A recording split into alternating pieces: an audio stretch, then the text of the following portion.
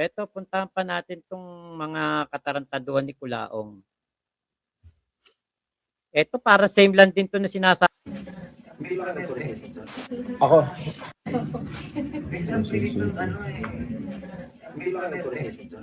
Ako.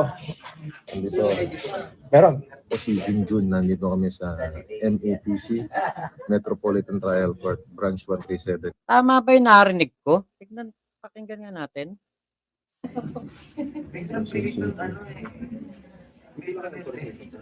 Ako. Tama ba, Mr. Mangusin?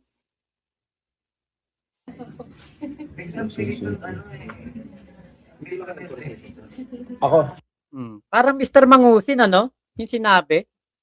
O di Mangusin pala talaga si Kulaong. Nandito. Meron. Si Junjun, nandito kami sa MAPC, Metropolitan Trial Court, Branch 137, Quezon City. Ayun o.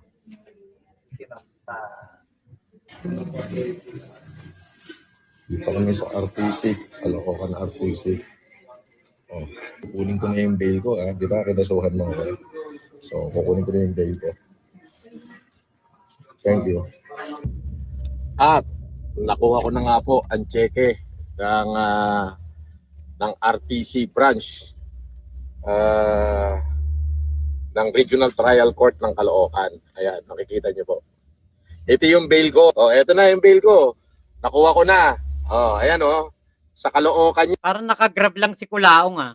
Yan oh, ayan basahin niyo, Caloocan RTC. Oh, di ba? Oh, ito nakuha ko na yung bail ko. Oh. Legit naman yung yung niya na yan, yung cheque. Legit naman yun. O, di na lang pala umattend prosecution saka witness, sabi ni Makoy Cargado. Wala tuloy ako kapalitan. Oo nga eh. Pero ano na siguro log out tapos balik. Nangyayari talaga yan. Marami na ako na-experience na ganyan. Sinasabi ng mga manonood, hindi ko daw nababasa yung comment nila. Pero hindi ko naman nakikita yung comment nila. Yun pala, parang nagkaka-glitch dun sa cellphone nila.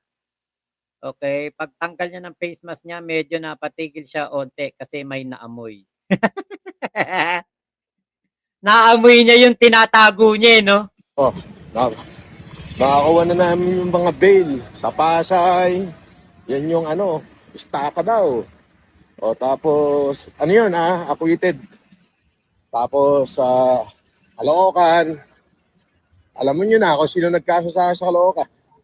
Tapos, sa ano pa ba? Sa Manila, at saka sa, ano pa ba? Eto, sa Quezon City. O, makikita nyo, dito ako sa Quezon City. Nakuha ko na yung bail ko. O, doon naman sa kinaso sa akin na anti-passport law o illegal use of passport daw o basta ganun, kaya peke daw yung passport ko acquitted. Hindi peke yung passport niya. Tama naman si Kulaong, hindi po peke ang passport niya. Ang peke yung pagkatao niya. Tunay yung passport niya eh. Legit yung passport niya talaga. Ang ang punto doon, yung nakalagay na pangalan sa passport niya, yun ang hindi totoo. Ang nakalagay doon na pangalan, yun ang hindi totoo. Kaya nga 'di ba, biruin niyo si Rapi Tulfo, ang mga senador natin, ang pinag-iinitan yung mga Chekwa na meron daw merong mga pekeng passport, pekeng PSA birth certificate. Yan ang tinututukan nila. Heto na oh. Nasa harapan na mismo. Nasa harapan na mismo ni Rapi Tulfo, tinatapik niya na nung nakaraang araw. Hindi pa niya ito inaisip na etong taon 'to, hanggang ngayon ang bubudol ng mga Pilipino, OFW, gamit ang pangalan na hindi naman kanya. Kasi kapag pinakita mo talaga yung passport ni Kulaong, original talaga yun. Tunay talaga yun.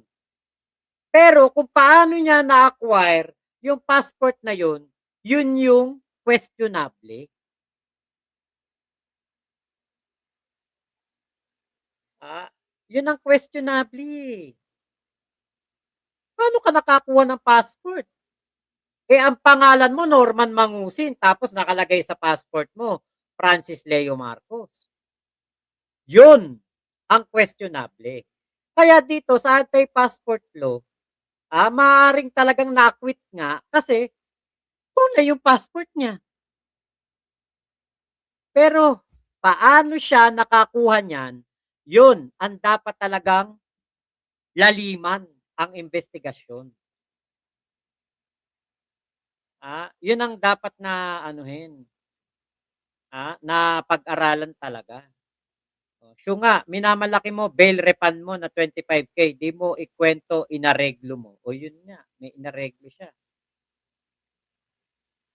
Okay na sana check niya kasi kaso nung January pa. Walang problema yon. Kasi ang cheque po, 6 months. 6 months po ang cheque. Actually, kunwari, kasi ibig sabihin, lumabas na yung acquittal niya noong pang mga bandang January. Ngayon, neto lang siya na-notify ng korte. Kasi 'di ba palipat-lipat 'to ng bahay, hindi niya alam na na-acquit na siya. Hindi niya alam na meron ng, desisyon ng korte sa kaso niya. Ngayon, nung, lumabas, palipat-lipat ng bahay, ah, hindi siya na-notify. Ngayon siguro nung, nagtingin siya, nag-update siya o naghanap siya ng update sa kanyang kaso, dun niya lang nalaman na acquitted siya. Ang ang ano po, ang tseke 6 months 'yan. Actually, kahit na eto kunwari last year pa yung tseke niya, January 2025, natanggap niya ngayon 2026, puwede pa rin po niyang papalitan 'yan ng legit o yung bagong tseke na puwede niyang ipapalit. Kaya lang 'di ba, eto na naman yung siste. Nagagamit ni Culaong ang pangalan niya na Francis Leo Marcos. Kita niyo sa tseke nakalagay, Francis Leo Marcos. Ngayon, kapag i-encash mo 'yan, ah, kailangan mo ng ID na Francis Leo Marcos. So, ibig sabihin, siya ay may ID na Francis Leo Marcos na gagamitin pag encash niyan sa bangko. Yan na nga yung nakikita nating problema dito. Kinampihan kasi ni Rapi Tulfo, 'di ba? Senator Rapi, eto yung problema na araw-araw na sumasampal sa amin na mga Pilipino, na nakaranas ng diskriminasyon sa pagkuha ng mga ID. Imagine niyo po, pupunta ako ng Oceania ba yun, dun sa Oceana, sa may MOA na DFA. May dala na akong ano, mga diploma, may dala akong yearbook, diploma ng high school, yearbook. Ang dami kong dalang papeles. NBI clearance, police clearance, yung ano, ID ko noon sa trabaho. Pagdating ko ng ano, ng DFA, hindi tinanggap. Hindi daw pwede yung ID ko. Doon pa lang sa gwardiya.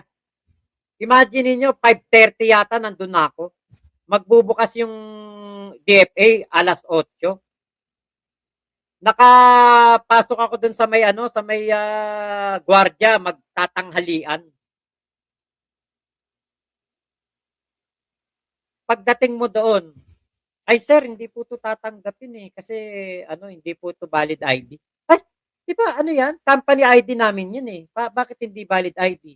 Ay sir, government issued ID po dapat.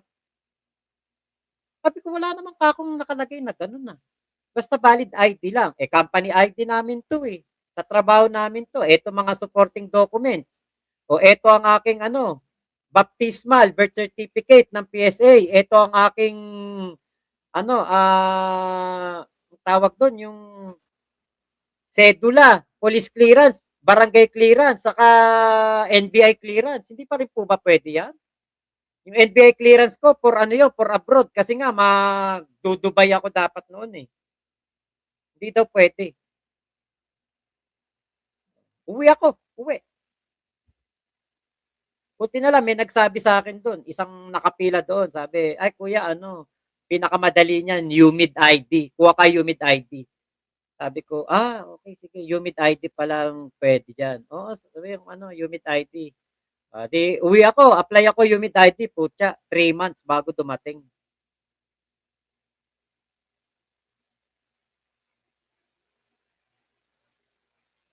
Imagine niyo, napakahirap kumuha ng ID ng mga Pilipino.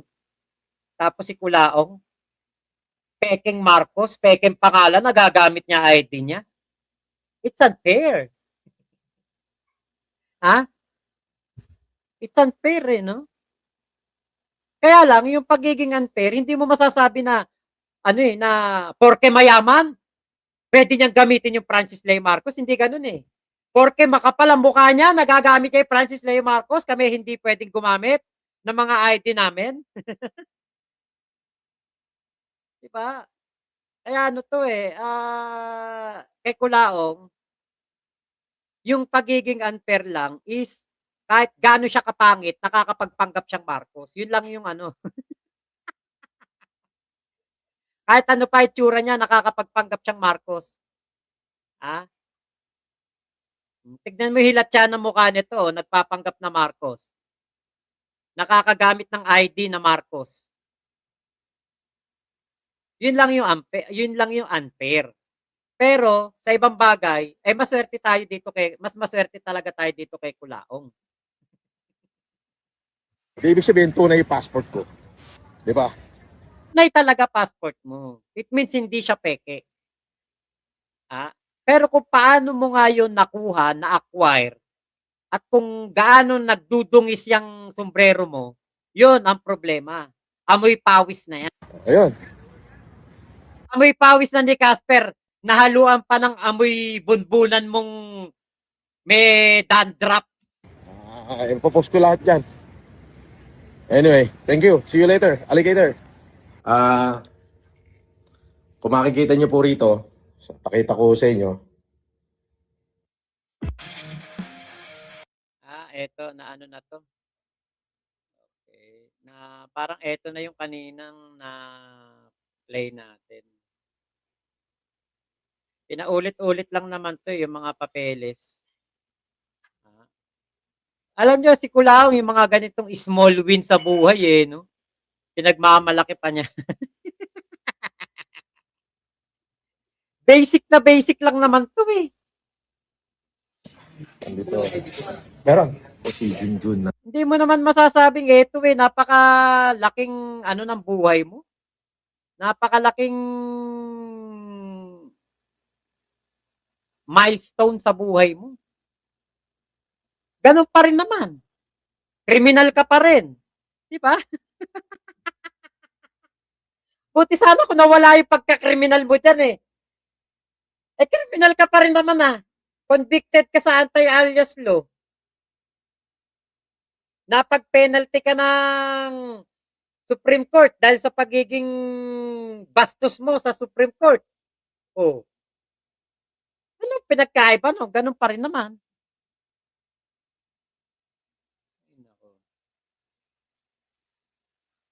May 25K pang lamon si Kulaong. Yun nga. Medyo sumasaya na ang laruan natin. Mamaya niya, magyayabang na naman yan.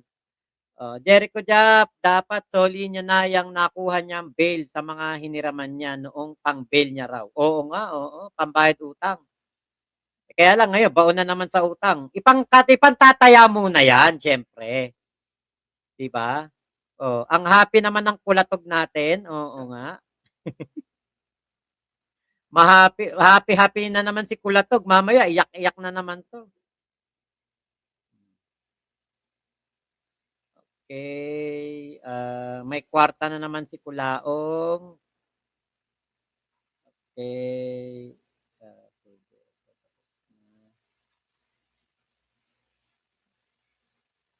Diyan, may pangsugal na siya sa Sheraton. O yun, oo, may pantaya sa Baccarat. Makoy Cargado, kay Sir Kalinisan, sure a-attend sa mga hearing, tuloy ang kaso. Tama. O, Kuya Jin Sarmiento, pati ba yung human trafficking, acquitted na si Culaong? Hindi pa po. Veritas Liberabit. Possession of multiple passports na FLM with overlapping validity date ang kaso niya kaya acquitted. Hindi dahil FLM talaga ang pangalan niya. Lilinlangan na naman. Light of Heaven, hirap kasi dyan. Ayaw aksyonan ng PSA at DFA mga identity niyan. May kaso pa nga daw po kasi. Okay, Ate May Alcantara, kailangan kasi talaga i-korte yan eh. You cannot simply ask the PSA to delete this duplicate record kasi kailangan ng judicial process niyan. At yun ang ini-enjoy ni Culaong. Dahil alam niya, mabagal ang proseso sa mga ganitong bagay sa gobyerno, yun ang ini-enjoy ni Culaong. Diba? Sa halip na mabilis na maaksyonan, na-enjoy ni Culaong at nagagamit niya sa panloloko ang pangalan niya na Francis Leo Marcos. Ate May, yung iba, dala na yung diploma, naka-wood frame na, excited yung nanay ipalaminate, naghahanap pa nga, trabaho yung anak. Oo nga. Natano, hello po, Kuya Henry, di pa po acquitted sa kaso niyang human trafficking, pero yung bail niya doon, wala na. Kuya Manny, di niya yan makuha kasi hanapan siya ID na FLM, kaya binigayan sa kanya, pero di niya yan makukuha. Makukuha po niya kasi nga meron siyang ID na Francis Leo Marcos. Passport, meron siya.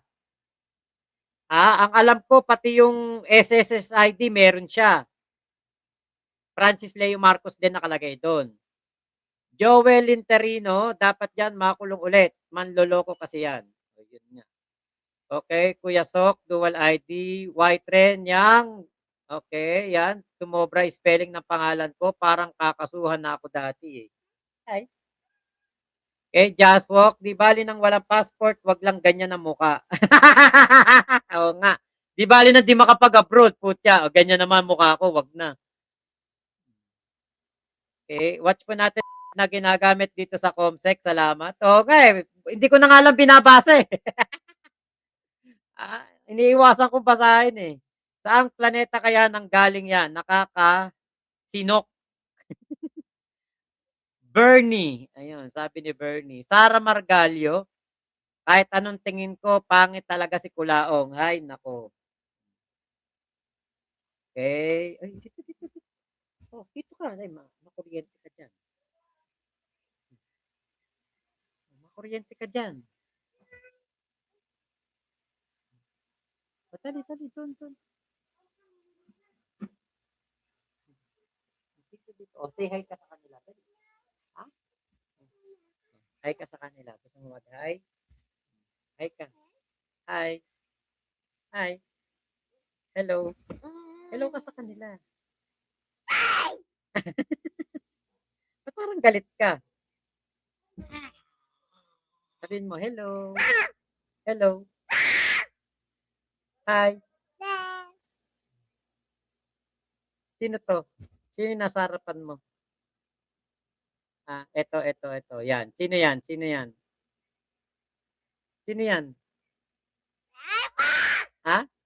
Eto.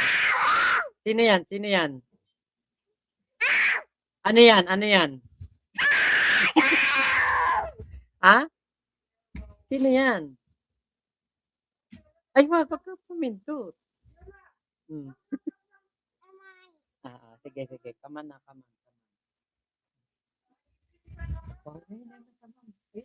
Ice cream ba yung binibigay naman? Hindi niya sinabi mumu. Noong nakaraan, sinabi niya mumu eh. Okay, Ate Iloy, waiting din ako kay Dong. Yabang na yabang ako sa Mangkanor na yon. For sure, pag nabigyan ng warrant yon, ikakanta palalo si Culaong nun. Ay! Ano yan? Talagang si Dong, ganyan magsalita yan. Sanay kasi sa kasuhan yan eh.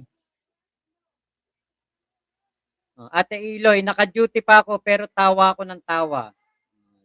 Magyayabang na naman. Saan si Casper? Neil. Exilog, hindi pa makapagmura, wala pa nagpapadala eh. San Malyari Mac, alin ang ibababad, yung base cap o yung mukha ni Kulaong? Parehas. Magsaya siya, sunod iyak later. Ramil Cruz. Ayun. Fritz Willad. Ayan, hello po. Okay. Ate May, may permanent validity kasi ang mga kopya sa PSA transmitted ng local civil registrar. Kung duplicate at gusto mo ipatanggal ang record, doon kailangan dumaan sa korte. Ang hirap ano? Pero napakadaling magpa-late register. Kuya Henry, sorry, mali napindot ko. Dapat delete message lang, pero 60 second lang naman. Rolando De La Paz, good morning. Edmar Corporal, dinaig pa ni Kulaong ang pambansang bayani ng Pilipinas sa dami ng pangalan. Abnormal talaga.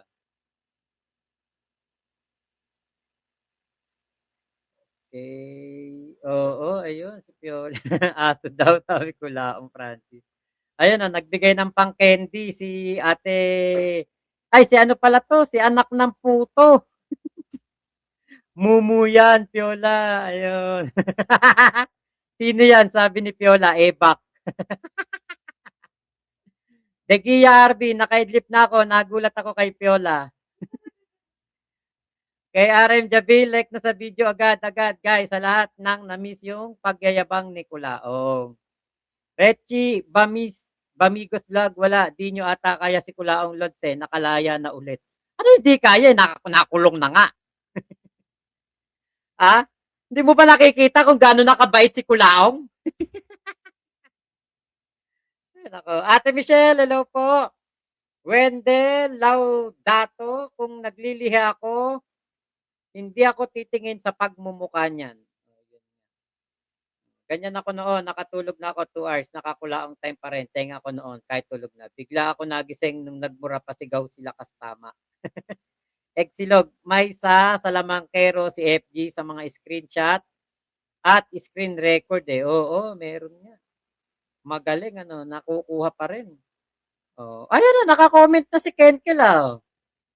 Oh, magsaya sila hanggang kaya pa. Hanggang laya pa siya. Sunod, iyak later yan. O eto, puntahan pa natin tong ibang mga upload ni ano ni FG. Okay, yung mga ganito na tanong katulad niyan, tanong nitong Nards Batawil, Terado, Mr. FFG, ask ko lang, bakit nakaabang ka lagi sa mga vlog ni FLM? Mukhang updated ka lagi sa kanya. Wala na ba ibang maiko-content? Siguro malaki rin kinikita mo sa kanya. Nagtatanong lang po. Ilang views na ba to? 201,000 views. Eto, 95,000 views. Wala pong kita yan. Napakababa lang po ng kita yan. Ako nga naka 1 million views ako sa ano sa FG, sa FB. Naka 1 million views ako, $10 lang. So eto, pagpalagay mo na kung eto kumita ng kung eto 2,100 201,000 views. Pagpalagay mo na kumita to $2. Hindi malaki kikitain po sa sa FB kasi ang FB po ngayon napakababa na ng bigayan. Hindi katulad noong panahon ni Jovelyn Galieno, panahon ni